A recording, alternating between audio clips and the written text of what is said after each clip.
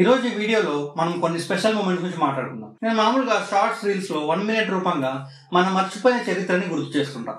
కానీ ఇప్పుడు ఈ వీడియోలో కొన్ని స్పెషల్ మూమెంట్స్ గురించి మాట్లాడుకుందాం. మన హిస్టరీలో జరిగినవి కొన్ని చాప్టర్స్ గురించి, మన నేషన్ పేరు నిలబెట్టిన వారి గురించి మాట్లాడుకుందాం. ఇండియా అంటే మనకి రాజులు, ఏన్షియంట్ టెంపుల్స్, ఫ్రీడమ్ ఫైటర్సే గుర్తొస్తారు.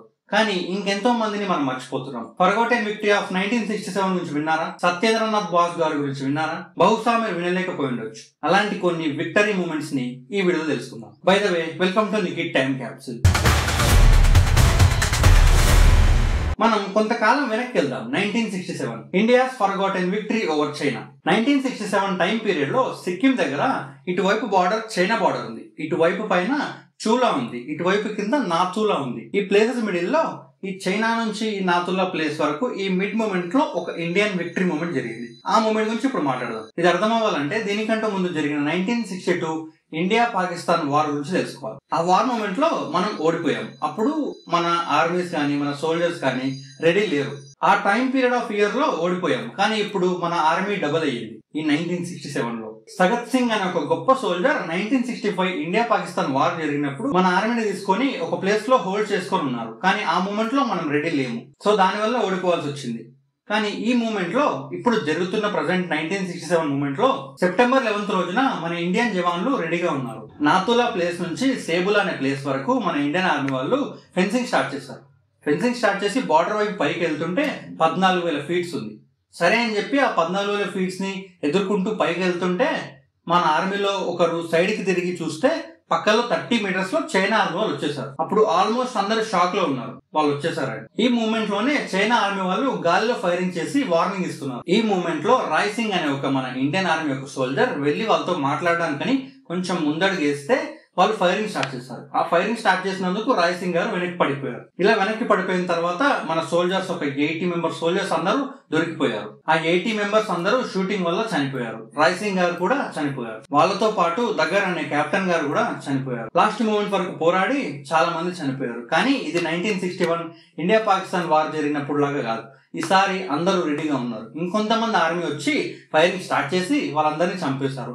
ఆల్మోస్ట్ ఒక 300 మెన్స్ వరకు చైనా ఆర్మీని చంపేశారు. ఈ విధంగా ఒకరు చైనా ఆర్మీ స్మాష్ అవ్వడం స్టార్ట్ అయ్యారు. ఇది ఒక 3 days జరిగింది. దీని తర్వాత అక్టోబర్ 1 కి మళ్ళీ చైనా వాళ్ళు వచ్చారు. వచ్చి మళ్ళీ అటాక్ కోసం వస్తే ఈ మూమెంట్ లో అందరూ మన ఇండియన్ ఆర్మీ అందరూ అక్కడ ఉన్న వాళ్ళందరినీ చంపేసి విక్టరీని సాధించారు. మన వాళ్ళలో 88 మెంబర్స్ పడిపోయినా చివరికి గెలుపు మనకే వచ్చింది. సో ఇది 1967 విక్టరీ మూమెంట్. ఇప్పుడు మూమెంట్ 2 గురించి మాట్లాడుకుందాం. ఇప్పుడు ఒక గొప్ప మహారాణి గురించి మాట్లాడుకుందాం. రాణి చెన్నమ్మ గారు ఒక గొప్ప ఫ్రీడమ్ ఫైటర్. కర్ణాటకలో ఉండే కిట్టూర్ అనే ప్లేస్ ని బ్రిటిష్ వాళ్ళు వార్ కోసం వచ్చినప్పుడు ఆ వార్ లో ఫస్ట్ రౌండ్ లోనే గెలిపించి ఆ కర్ణాటకలో ఉండే కిట్టూర్ ని సేవ్ చేసిన మహారాణి గారు రాణి చెన్నమ్మ గారు. రాణి చెన్నమ్మ గారు 1778 లో బెలగరి అనే ఒక ప్లేస్ లో పుట్టింది. చిన్నప్పటి నుంచి గుర్రపు సవారి నేర్చుకుంది. యుద్ధానికి సంబంధించిన ప్రతి ఒక్క విద్య నేర్చుకుంది. 15 ఏళ్లకి కిట్టూరుకి సంబంధించిన రాజుని పెళ్లి చేసుకుంది. అంతా హ్యాపీగా ఉంటున్న సమయంలో భర్త కొడుకు చనిపోయారు. ఈ మూమెంట్ లో కిట్టూరు రాజ్యాన్ని కాపాడడానికి రాణి గారు సిద్ధపడ్డారు. అటువైపు బ్రిటిష్ వాళ్ళు డాక్ట్రిన్ ఆఫ్ లాక్ అనే పేరుతో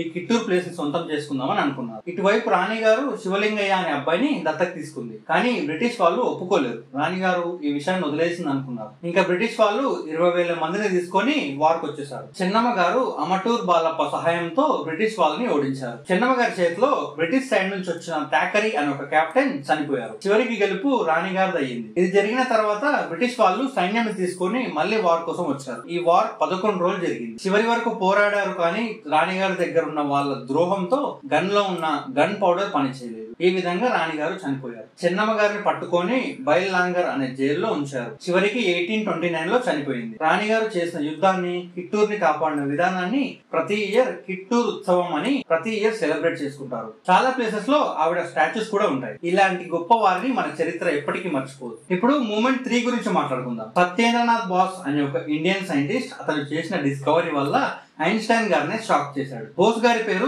చాలా తక్కువ మందికి తెలుసు. 1924 లో ఢాకా అనే ప్లేస్ లో యూనివర్సిటీ ఆఫ్ ఢాకా అనే కాలేజ్ లో ఇతను ఒక గొప్ప ఫిజిక్స్ లెక్చరర్. ఇప్పుడు ఆ మూమెంట్ లోకి వస్తే క్వాంటమ్ థియరీ యూజ్ చేసుకొని ప్రోటాన్స్, లైట్ పార్టికల్స్ ని ఎలా ఎక్స్ప్లెయిన్ చేయాలనే దానికి పాత ఫిజిక్స్ ని కొత్త ఫిజిక్స్ ని యూజ్ చేసుకుని ఒక థియరీ ఉంది.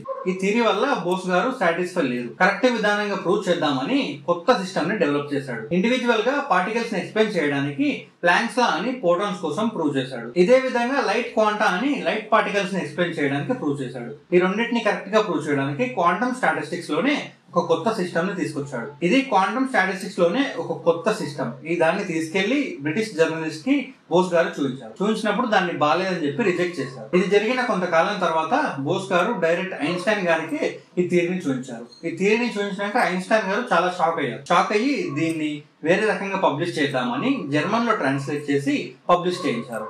దీని తర్వాత అతను డెవలప్ చేసిన థియరీని బోస్ ఐన్స్టైన్ గా పిలుస్తున్నారు. ఇది జరిగిన కొన్ని డెకేడ్స్ తర్వాత 1995 లో సైంటిస్టులు అది కరెక్టే అని ప్రూవ్ చేశారు. గైస్, ఇలాంటి మూమెంట్స్ చాలా ఉన్నాయి. అందులో కొన్ని మీరేమంటారు? ఈ వీడియో ఎలా ఉందో కామెంట్ చేయండి. ఇంకా వేరే మూమెంట్స్ గురించి, వేరే హిస్టారికల్ మూమెంట్స్ గురించి తెలుసుకోవాలనుంటే కామెంట్ చేయండి. నేను దాని గురించి ఖచ్చితంగా వీడియో చేస్తాను. అప్పటి వరకు జై హింద్.